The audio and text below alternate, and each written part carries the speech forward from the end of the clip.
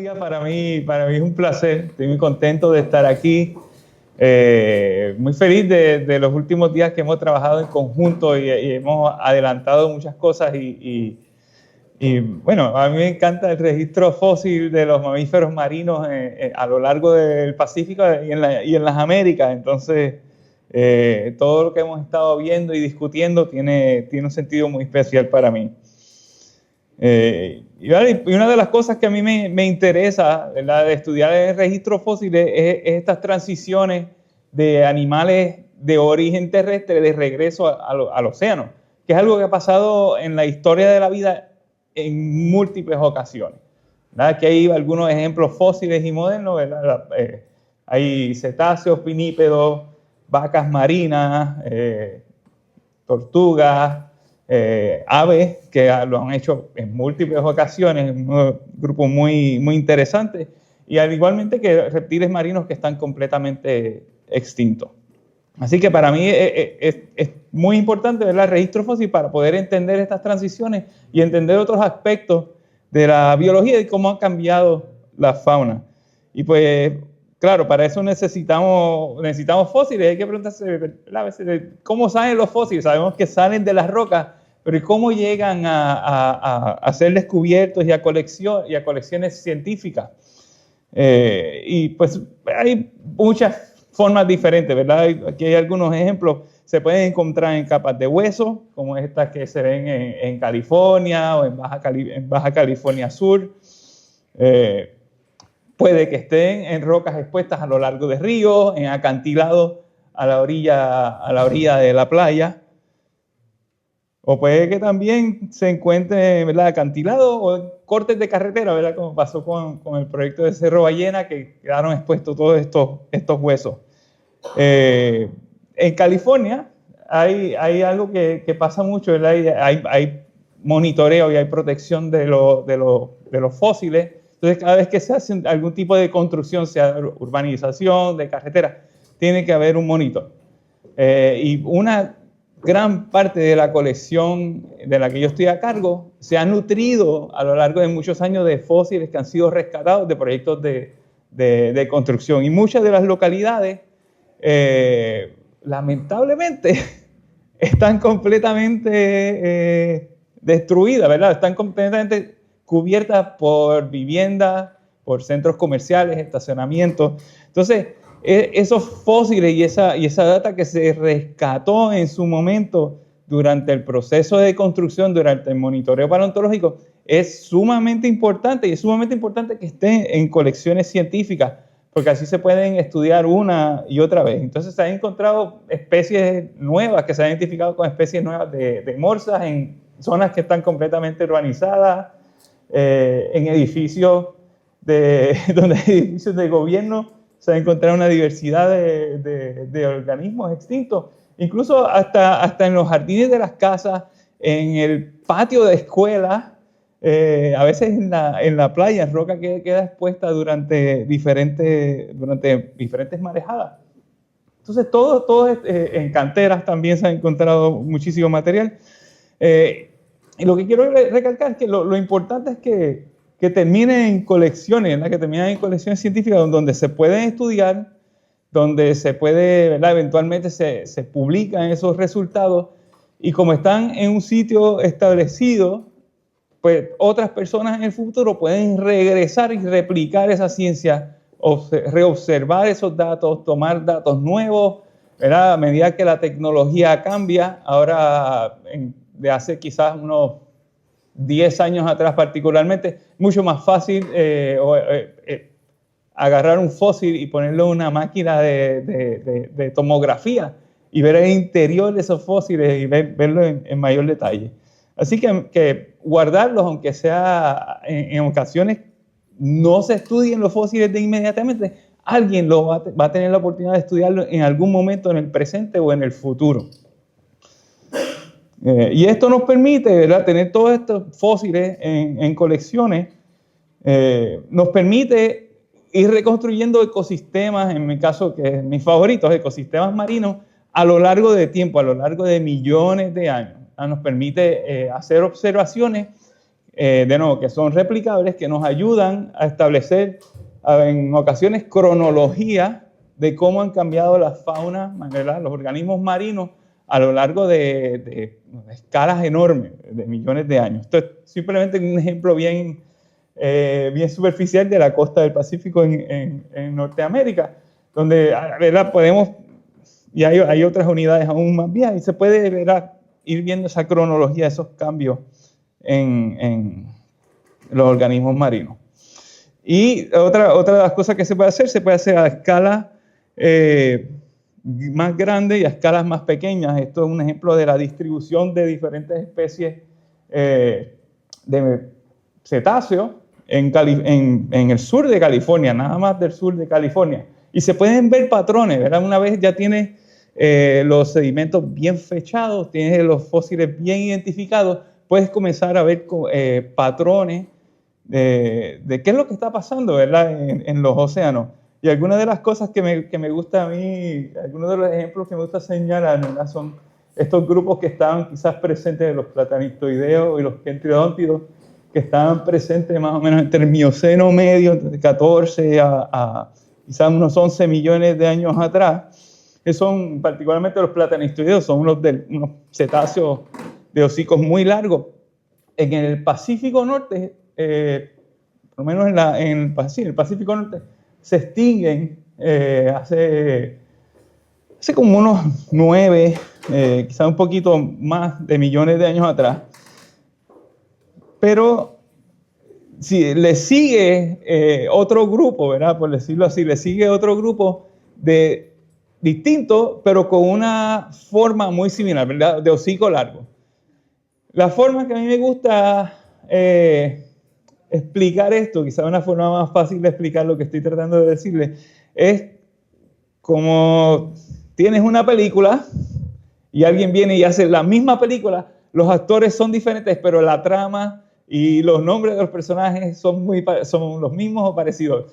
Y eso es lo que pasa muchas veces en esto, o algunos de los patrones que se ven, que tienes organismos con una morfología, con una forma similar, que muy probablemente se están alimentando de una forma similar, se extinguen, pero aparece otro, llega otro organismo con una forma similar, grupos completamente diferentes, pero que ecológicamente son equivalentes o son bioequivalentes. Y esto es algo que se observa mucho en el registro fósil, particularmente de los cetáceos, y voy a enseñarle algunos otros ejemplos interesantes. En el caso de los kentrodóntidos, que eran unos delfines pequeños, se extinguen y son más o menos reemplazados por el grupo de las marsopas. Eso me hace muy interesante porque todavía tenemos marsopas en la actualidad. Y son unos patrones que se van marcando claramente a medida que se mejoran los estudios, particularmente con fechamiento de los depósitos e identificaciones más precisas de los especímenes. Y recientemente, en el último año, tuve un estudiante que estuvimos analizando en gran detalle una de las formaciones que tenemos en el sur de California, que se llama la Formación Capistrano, más o menos equivalente en edad con la Formación Bahía Inglesa, y logramos, bueno, él examinó cientos de fósiles, algunos ya identificados, otros que identificamos, y logramos establecer, identificar la fauna de vertebrados marinos de esta formación llamada Capistrano, que tiene dos partes. Tiene una parte que representa unos sedimentos y unos fósiles que posiblemente estaban viviendo más cercanos a la costa y otros más distantes. Y más o menos logramos establecer como una distribución utilizando los sedimentos, utilizando la identificación de los fósiles, y por lo general casi todo es más o menos congruente. Tiene especies que sus presentes representativos están en aguas someras, otros que están en aguas más profundas. Entonces se presta también no solo para las comparaciones dentro del Pacífico Norte, sino para comparar con otras partes en el mundo, como en la formación Bahía Inglesa. Y a eso es lo que voy a presentarles un poquito más.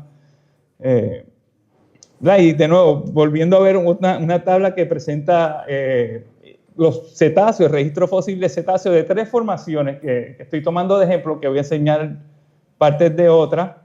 La formación Capistrano en California, la formación Almejas en Baja California y la formación Baja Inglesa. Entonces, más o menos pueden ver que las tres formaciones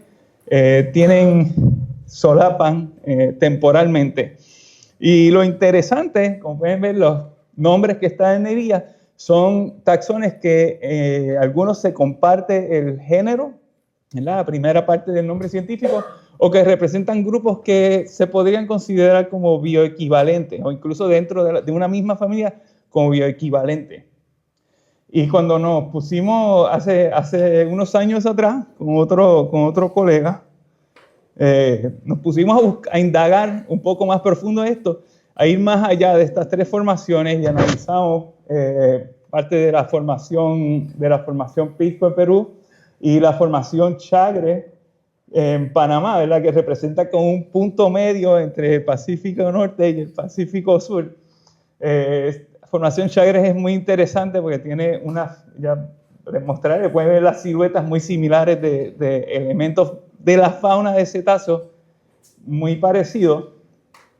Y solo que la formación Chagres está en el lado del Caribe de Panamá. Pero en un momento, no es que se están saltando sobre tierra, sino es que hasta hace como unos 4 millones de años atrás, partes de Panamá, como se conocen hoy día, estaban bajo agua. Y había un paso marino, lo que se llama el paso marino centroamericano, y los mamíferos marinos y organismos marinos podían moverse con relativa facilidad entre lo que es el Caribe actual y el Pacífico. Y poco a poco, comenzando con un trabajo que hice con Nick no voy a decir hace cuántos años atrás.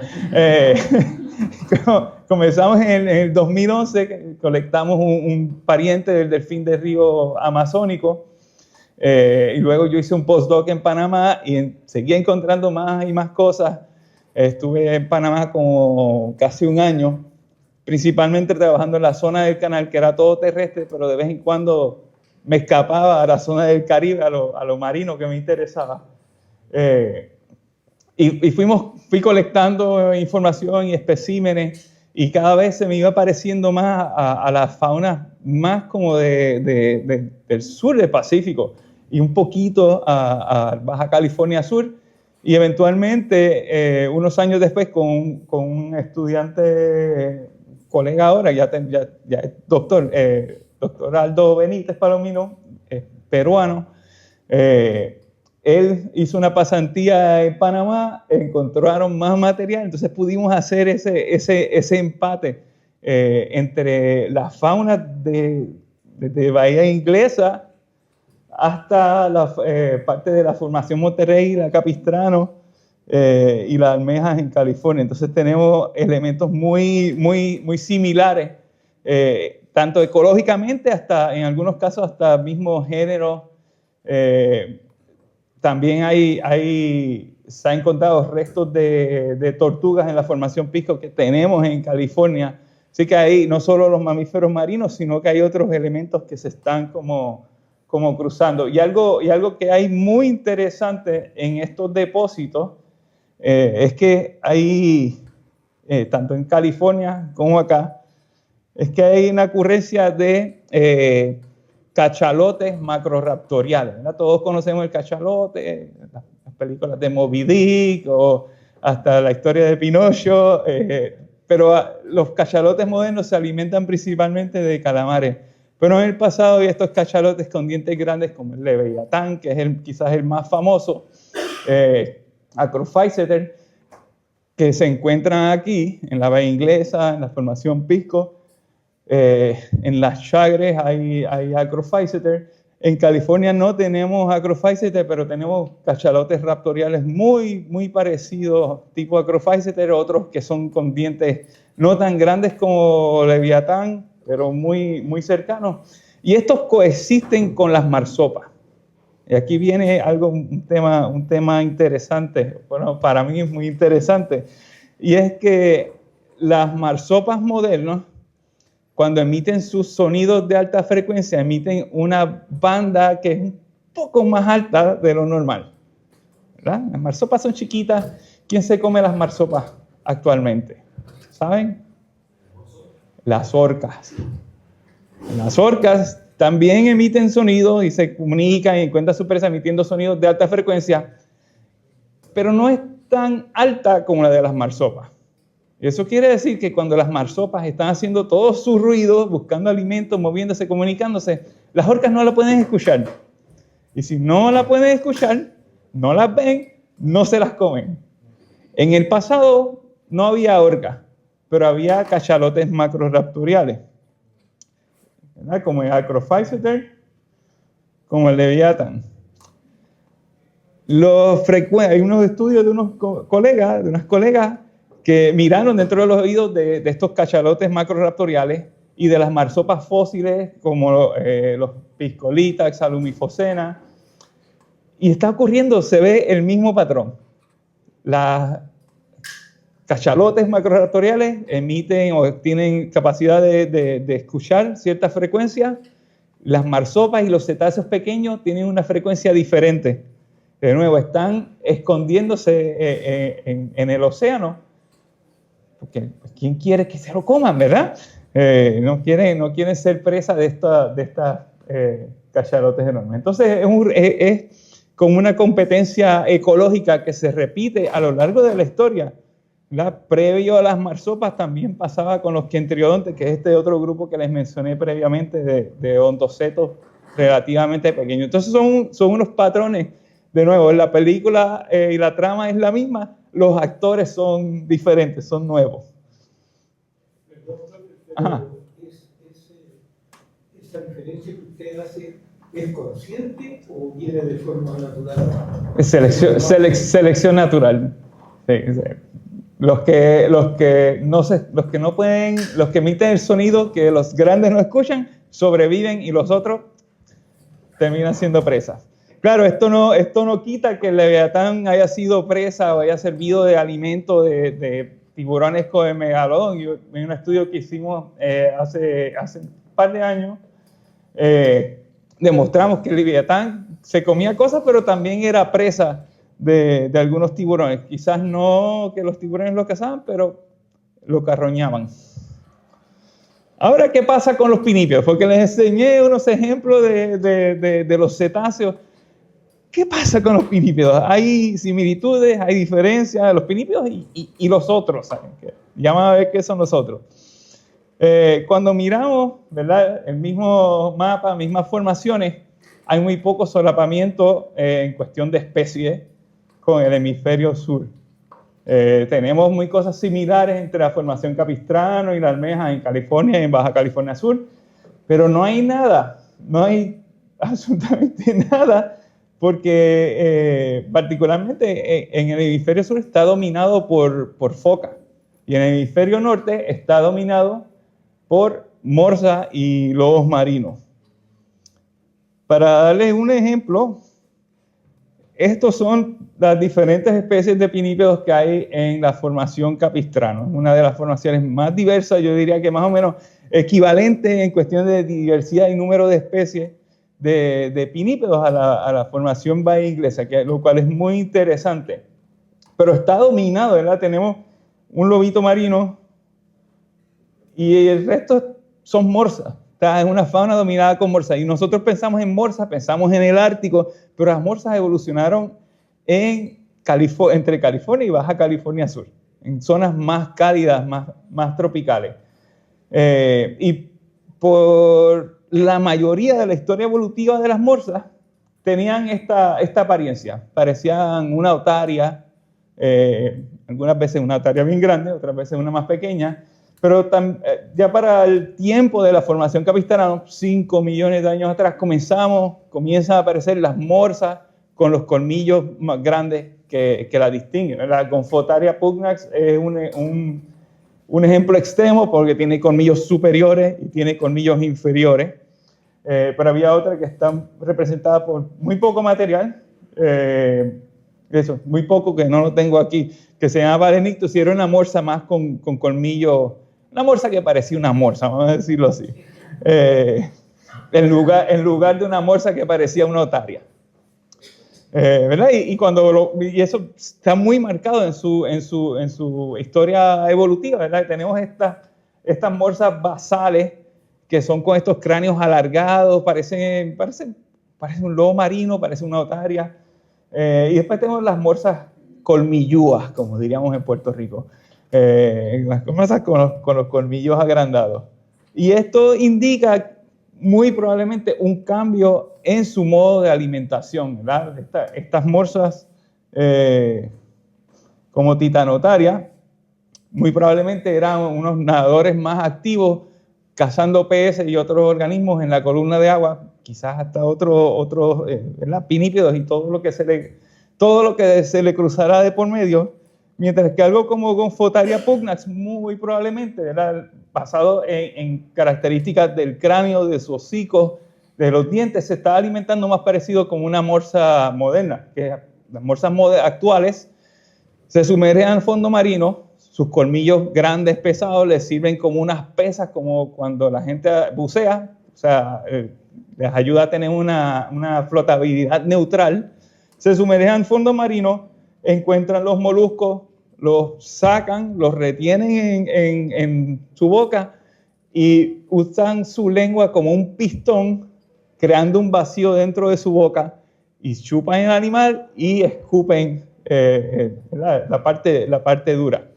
Gonfotaria era quizás un poco diferente y no había llegado a esa etapa de succionar el animal de aracón, del caracol, sino que estaba rompiéndolo, ¿verdad? La evidencia de los dientes, tiene unos dientes muy robustos, era que estaba rompiendo los organismos. Pero quizás sí los estaba excavando y encontrándolos, igual que una morsa moderna, la forma de sus hocico nos indica que esto era lo que estaba pasando.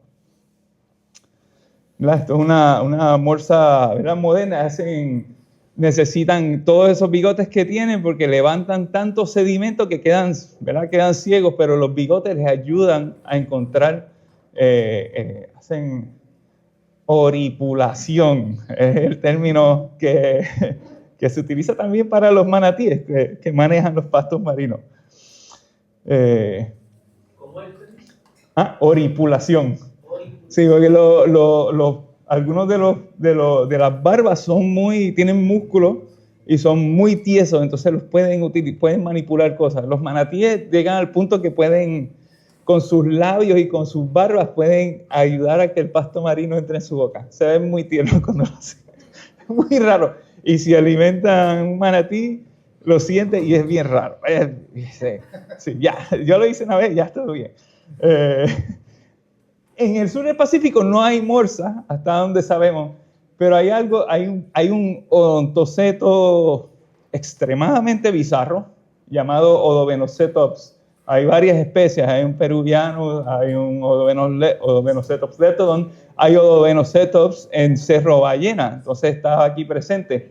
Y como pueden observar más o menos, aquí les falta el colmillo, era un delfínido que se adaptó a un modo de vida muy parecido a una morsa. Este es un cráneo de morsa moderno. Él tiene la parte ósea de donde está el colmillo, y con el Odobenocetops pasaba lo mismo. Tenía ojos que le permitían ver un poco hacia el frente mientras estaban buscando en el fondo marino, 2 colmillos, todo, excepto que es un odontoceto emparentado cercano a los narvales.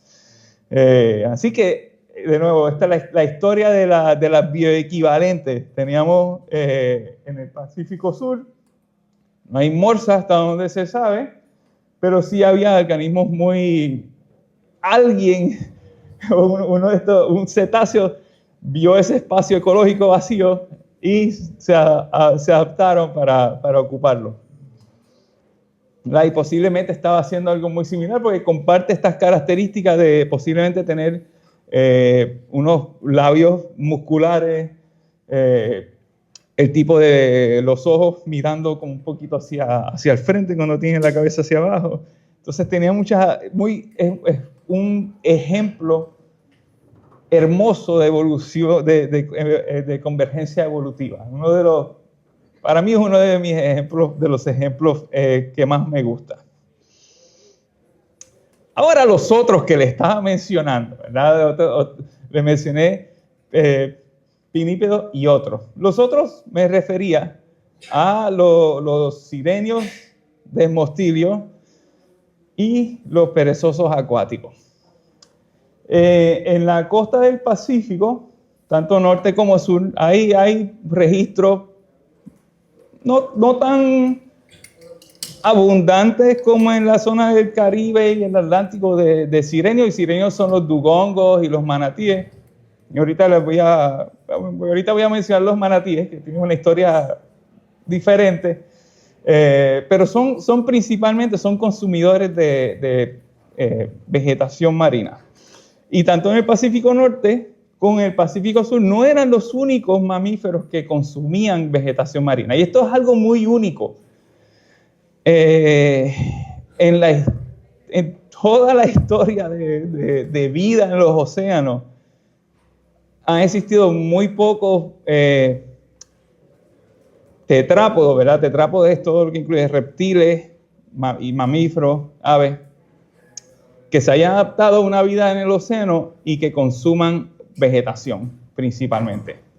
Está la tortuga verde, la iguana de la Galápagos. Hay un reptil rarísimo del Mesozoico de China, Atopodentatus, algo muy raro, quizás comía alga, y los sirenios. Y el único de todos estos, y los desmostilios y los talasonius, que ambos están extintos. De mamíferos, los únicos que quedan vivos son los sirenios, y hay muy poquito. Entonces, unas adaptaciones muy únicas en términos de la ecología, y que quizás no se aprecie tanto, porque son básicamente los únicos, son muy únicos para mí. Yo hice mi doctorado, lo hice en sirenios, así para mí son muy especiales. Estoy un poco viciado. Entonces, pero como la historia evolutiva de los organismos es compleja, sí hubieron otros experimentos, otros mamíferos que experimentaron con una vida acuática adaptada a consumir vegetación marina. En el Pacífico Norte eran los desmostilios. Y los desmostilios eran esto es un esqueleto que tenemos en nuestro museo. La forma que a mí me gusta describir los desmostilios es un pariente de los elefantes que parecía un hipopótamo y que vivía en las costas del Pacífico y se alimentaba de pastos marinos. Esa es la mejor forma de definirlo. Siempre se encuentran en depósitos marinos. Los isótopos sugieren que el análisis isotópico de sus dientes sugieren que están alimentándose de vegetación costera, de vegetación marina. Y hay como diferentes adaptaciones, lo cual sugiere que quizás algunos desmostilios comían alguún tipo de vegetación y otros alguna diferente. También hay dugongos en el Pacífico Norte. Los dugongos están representados actualmente por el dugong, que es una especie que vive en el Indo-Pacífico, que se alimenta principalmente de pastos marinos. Algunos de estos dugongos extintos del Pacífico Norte sí se alimentaban de pastos marinos, pero duraron muy poco, ¿verdad? Solaparon con los desmostilios. Quizás hubo competencia, quizás no. Eso todavía necesita un poquito más de estudio. Esta es una foto quizás más amistosa de cómo se veía un desmostilio, ¿verdad? Parece un barril con patas que está flotando y alimentándose de pastos marinos. Y algunos grupos de desmostilios se ha sugerido que se alimentaban principalmente de kelp, que son estas algas enormes.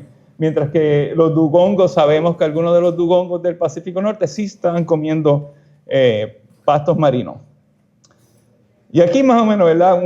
El registro fósil de sirenios de las Américas y del Pacífico para el Mioceno tardío, Plioceno temprano. Hay nanosiren, que es una vaca marina, un dugongo enano, que se ha encontrado en Puerto Rico, Yucatán, Florida, Maryland, Perú, Chile, un grupo bien interesante. Y en el norte tenemos un linaje, ¿verdad? Que es el linaje de la vaca marina de Steller, que fue el sirenio más enorme de todos, con una enorme parasirenio, ¿verdad? Largo de 8 metros, que los humanos lo extinguieron. Tiene una historia muy triste. Pero es un linaje que persiste, ¿verdad? Sobrevive aún más allá de lo que duraron los desmostilios. Se extinguen los desmostilios, se extinguen los dugongos que están comiendo pastos marinos y sobrevive este linaje. Los manatíes, como les comentaba, tienen una historia. Como ven, todos estos puntos naranjas son manatíes. Están en cuerpos de agua dulce.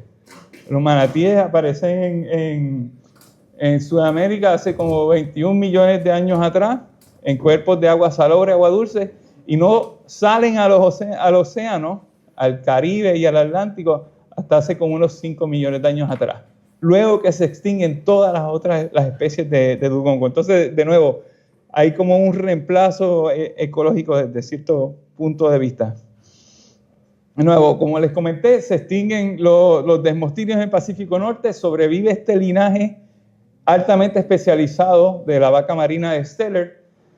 Lo descubren en los 1700, como a mediados de los 1700, y 30 años después que los descubren, los llevan a la extinción los humanos. Entonces tenemos un ecosistema que solía tener vacas marinas, desmostilios, vacas marinas que comían pastos marinos, vacas marinas que comían kelp, desmostilios que comían una variedad de vegetación, a no tener nada, básicamente, en los tiempos actuales. La vaca marina de Steller era como una especie residual. En el Pacífico Sur, como les comenté, el solapamiento es entre los sirenios y los perezosos acuáticos, los Thalassocnus, que son uno de mis animales favoritos.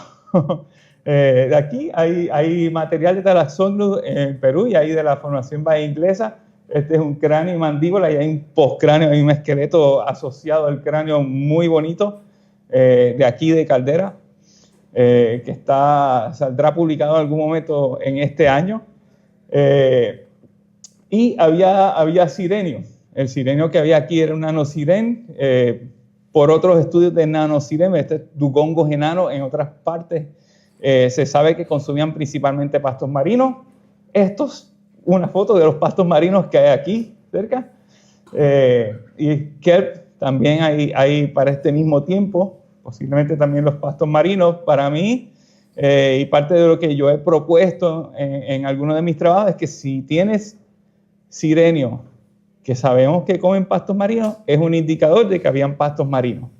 Así que por lo menos la presencia de pastos marinos en la costa de Chile se puede extender hasta el registro que hay de Caldera, hasta el nanosiren, por lo menos hasta hace unos, 6 millones de años atrás, desde este entonces. Si eran más extensos que actualmente o no, eso es una pregunta que queda un poco en el aire. Thalassocnus representa un caso interesante porque no se sabe qué tipo de vegetación marina estaban comiendo. Los perezosos son herbívoros. Este perezoso se adaptó a una vida acuática. Y en depósitos como en la formación Pisco en Perú, que hay diferentes especies de Thalassocnus, representan las especies a medida que son cronológicamente más jóvenes, presentan adaptaciones más interesantes a una vida marina. Por ejemplo, algunas de las especies más viejas, el Thalassocnus antiquus, el hueso del radio, el hueso del antebrazo, es muy recto. El Thalassocnus natans, que es el que hay de la Bahía Inglesa, el hueso del radio es un poco curvado. Ya las especies más tardías del Plioceno, Thalassocnus yaucensis, el radio parece un radio de foca. Entonces esto sugiere, ¿verdad?, algún tipo de especialización a una locomoción más acuática. En los huesos del tobillo, uno de los dos huesos del tobillo tiene un ángulo, en las especies más viejas, forma un ángulo de 90 grados. ¿Verdad? Y los perezosos, sus patitas son raras. Aquí lo pueden ver, sus patitas son raras, caminan como así, como en el lado, y eso se refleja en el hueso del tobillo. de nuevo, este ángulo de 90 grados en las especies más viejas va abriéndose, abriéndose y abriéndose en las especies, ¿verdad?, más jóvenes, lo cual sugiere que sus patitas, en vez de estar así de lado, están regresando a una posición más normal.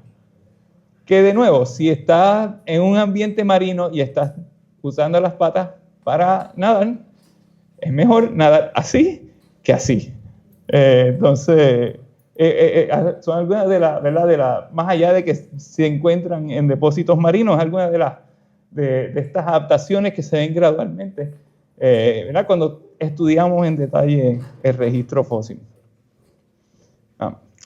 Y actualmente no hay nada, no hay mamíferos que se coman los pastos marinos. Y es muy, para mí es muy interesante porque son historias muy similares. En el Pacífico Norte por culpa de los humanos, acá por razones naturales, ¿verdad? Y ¿verdad?, a medida que se vaya refinando el registro fósil, refinando los estudios, algunos de estos patrones de extinciones, de cambios ecológicos se van a poder ir quizás asociando a eventos a nivel global, eventos a niveles locales como cambios en las corrientes en los océanos, cambios en las temperaturas y ese tipo de efectos. Entonces, es otro aspecto de la importancia de tener los fósiles protegidos, de tener toda la data que va asociada al material para que se puedan ir refinando todos esos estudios y empezar, ¿verdad? Se empieza desde un punto, ¿verdad? El punto más básico en muchos de estos casos es la taxonomía, ¿verdad? Tienes la taxonomía correcta, tienes las edades correctas de los depósitos y de los fósiles, y de ahí puedes ramificar a ver otras implicaciones a nivel local, a nivel global, y incluso con ángulos de conservación para especies modernas. Y con eso los dejo. Esto es trabajo que ha sido, ¿verdad?, con muchos colaboradores a lo largo de muchos años, algunos quienes están aquí, y muchas visitas a diferentes colecciones científicas en muchos sitios. Así que es una acumulación de experiencia y buenas colaboraciones.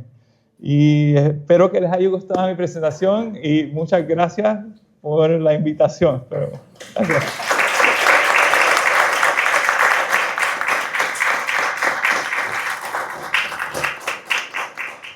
Le agradecemos a Jorge su presentación. No sé si hay preguntas. Tenemos un espacio muy cortito para hacer alguna consulta. Ahí tenemos. Tengo dos consultas. Hablaste de los confuterios. ¿Confoterio? Sí. No. ¿Mencionaste un confuteria, un nombre así? Ah, gonfotaria, es una morsa. ¿Eso no tiene relación con el elefante? No, es una morsa rara con 4 colmillos. Y luego, mencionaste a Sí. ¿Y misticetos? Sí, también había, pero los misticetos, los misticetos son misticetos normales, filtradores. Hay diferentes especies. Hay especies que son, o había especies más pequeñas que la especie más pequeña actual, que es Caperea. Y hay otras que son grandes, cercanos a algunas de las ballenas como número, como te diría, 4 en el rango de tamaño máximo. Entonces sí había ballenas muy grandes que igual a las modernas seguramente están aprovechando estos recursos de agregaciones de presas. Quiero saber cuáles son los métodos de fechaje que usan para los ejemplares. Buena pregunta. Ahí los métodos de fechaje van a depender mucho de las secuencias geológicas, ¿verdad? Si tienes, por ejemplo, si tienes capas de ceniza, se puede utilizar fechamientos radiométricos. Si tienes capas de diatomita, es lo que hemos usado mucho en California. Tengo un colega que es el top de identificación de diatomitas. Le envío una muestra y a la semana me da resultados.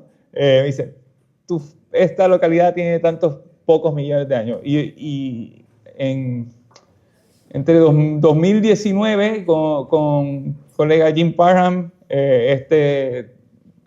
micropaleontólogo que se llama John Barron, y yo hicimos fechamiento de muchísimas localidades de una formación en California que se llama la Formación Monterey, y logramos que era una formación que en la literatura te decían, tiene 15 millones, tiene 10 millones, tiene entre 11 y 9.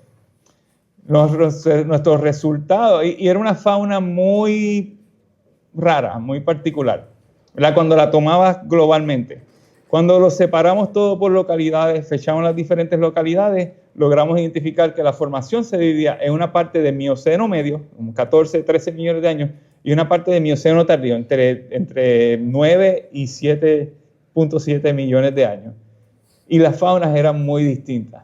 Entonces todo lo que estaba publicado en la literatura por los últimos 30 años, pues no estaba enteramente, no estaba bien. Había algunos sitios que sí se habían fechado con otros microfósiles, pero el consenso que existía era que esta formación era entre 10 y 9 millones de años. Y no fue así, logramos separar. En ocasiones también se puede hacer fechamiento, si hay invertebrados marinos bien preservados, se puede hacer fechamiento de isótopo de estroncio. Es un método que yo he utilizado más, lo he utilizado en el Caribe y en California también. Entonces te mide la tasa de un isótopo de estroncio y te da fechamientos muy, muy precisos. Y eso es algo que en los últimos 10, 15 años se ha mejorado muchísimo estos diferentes métodos de fechamiento. Entonces los rangos, los márgenes de error se han reducido sustancialmente. Entonces es un momento excelente para proponer hacer más fechamientos. También hay laboratorios que están haciendo fechamiento con dientes de tiburón. Y en sitios donde los dientes de tiburón son relativamente comunes, esto es una estupenda solución para cuando no tenemos, ¿verdad? No tenemos una edades precisa. Entonces, poco a poco, a medida que se hacen más fechamientos, se puede refinar las edades por afloramientos, por unidades. Entonces, vamos a tener una idea mucho más precisa de cuándo están ocurriendo todos estos cambios que se observan en la fauna. Muchas gracias. Entonces, le damos un fuerte aplauso.